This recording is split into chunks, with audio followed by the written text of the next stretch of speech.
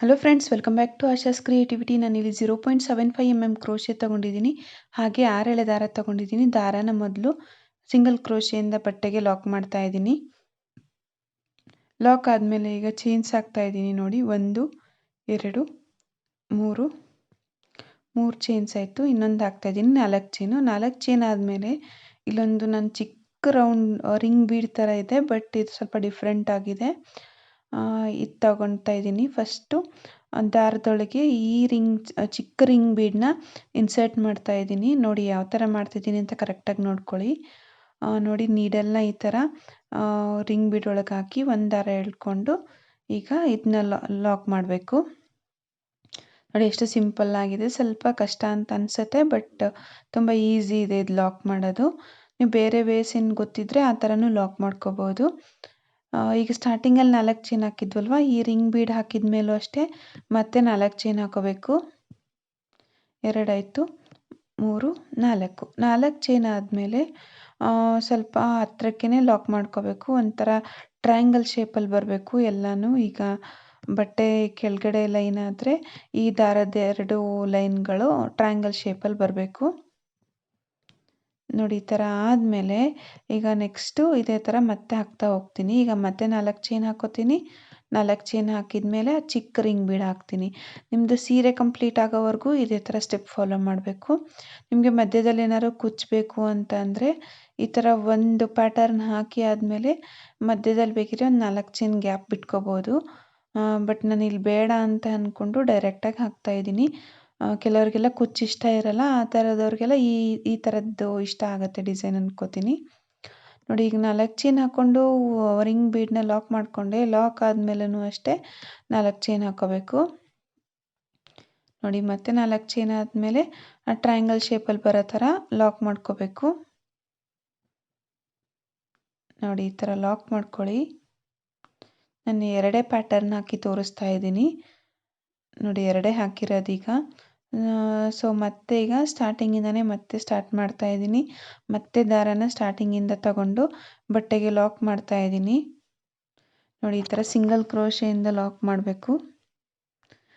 Lock ಆದಮೇಲೆ ಈಗ 3 chain ಏನು ಹಾಕಿರ್ತೀರಲ್ಲ ಅದ್ರ ಮೇಲೆ ಸಿಂಗಲ್ ಕ್ರೋಶೆಸ್ ಹಾಕ್ತಾ ಹೋಗಬೇಕು. ಆ 3 ಚೈನ್ ಗ್ಯಾಪ್ ಫಿಲ್ ಆಗೋವರೆಗೂ. ನಾನಿಲ್ಲಿ ಒಂದು 4 ಸಲ ಹಾಕ್ತಾಯಿದ್ದೀನಿ. ನೀವು ಬೇಕಿದ್ರೆ 4ರಿಂದ 5 ಸಲ ಹಾಕ್ಬೋದು. ನೋಡಿ, ಈ ಥರ ಸಿಂಗಲ್ ಕ್ರೋಶೆಸ್ ಹಾಕ್ತಾಯಿದ್ದೀನಿ. ನೋಡಿ, 4 ಆಯಿತು.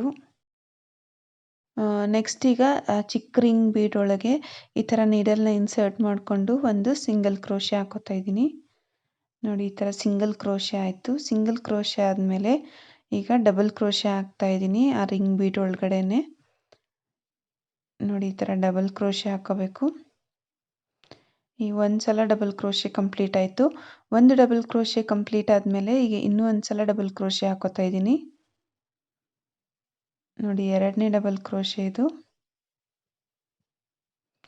ನೋಡಿ, 2 ಸಲ ಡಬಲ್ ಕ್ರೋಶೆ ಆದಮೇಲೆ ಈ ಸ್ಟೆಪ್ನ ಕರೆಕ್ಟಾಗಿ ನೋಡ್ಕೊಳ್ಳಿ.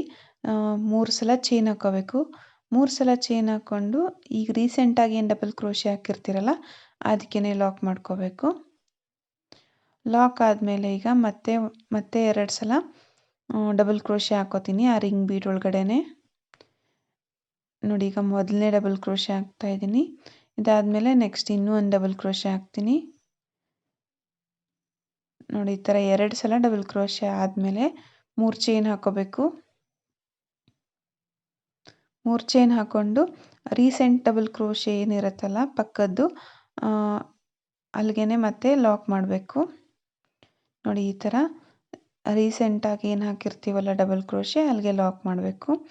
ಈ ರಿಂಗ್ ಬೀಡ್ ಕವರ್ ಆಗೋವರೆಗೂ ಇದೇ ಸ್ಟೆಪ್ನ ಫಾಲೋ ಮಾಡಬೇಕು. ಒಂದು 2 ಸಲ ಡಬಲ್ ಕ್ರೋಶೆ ಹಾಕಬೇಕು. ಡಬಲ್ ಕ್ರೋಶೆ ಆದಮೇಲೆ 3 ಚೈನ್ ಹಾಕ್ಕೊಂಡು ಕೊನೆಯ ಡಬಲ್ ಕ್ರೋಶೆಗೆ ಲಾಕ್ ಮಾಡಿಬಿಡಬೇಕು. ಇದೇ ಥರ ಕಂಟಿನ್ಯೂ ಮಾಡಿ. ನಿಮಗೆ ಹಿಂಗೆ ನೋಡ್ತಾ ಹೋದರೆ ಜಾಸ್ತಿನೇ ಕಾಂಪ್ಲಿಕೇಟೆಡ್ ಅಂತ ಅನಿಸುತ್ತೆ.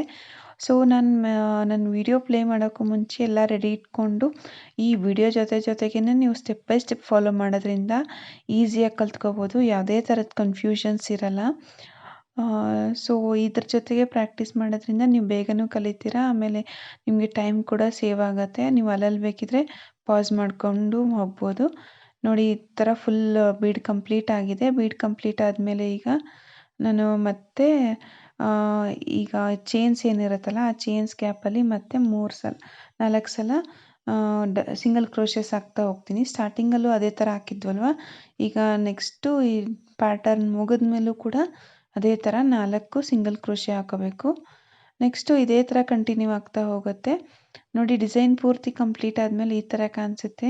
ಈ ಡಿಸೈನ್ ನಿಮಗೆಲ್ಲ ಇಷ್ಟ ಆಯಿತು ಅಂತ ಅನ್ಕೋತೀನಿ.